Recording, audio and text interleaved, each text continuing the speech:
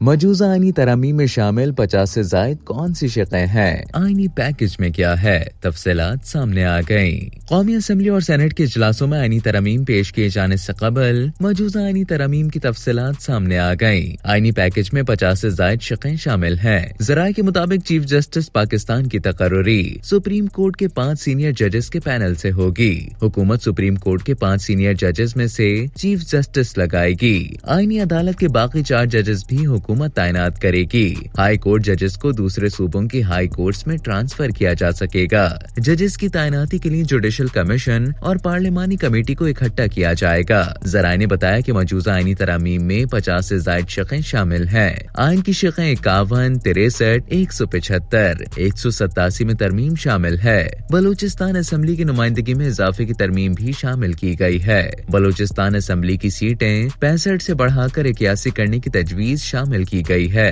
آئین کے آرٹیکل 63 میں ترامیم شامل ہیں۔ منحرف اراکین کا ووٹ آرٹیکل 63 میں ترمیم بھی شامل ہے۔ آئینی عدالت کے فیصلے پر اپیل آئینی عدالت میں سنی جائے گی۔ آئین کے آرٹیکل 181 میں بھی ترمیم کیے جانے کا امکان ہے۔ آئینی عدالت میں آرٹیکل 184، 185، 186 سے متعلق درخواستوں کی سماعت ہوگی۔ ہائی کورٹس کے ججز کو دوسرے صوبوں کی ہائی کورٹس میں ٹرانسفر کرنے کی تجویز بھی شامل ہے۔ چیف جسٹس پاکستان کی تقرری سپریم کورٹ کے 5 سینئر ججز کے پینل سے ہوگی۔ حکومت سپریم کورٹ کے 5 سینئر ججز میں سے چیف جسٹس لگائے گی۔ آئینی عدالت کے باقی 4 ججز بھی حکومت تعینات کرے گی۔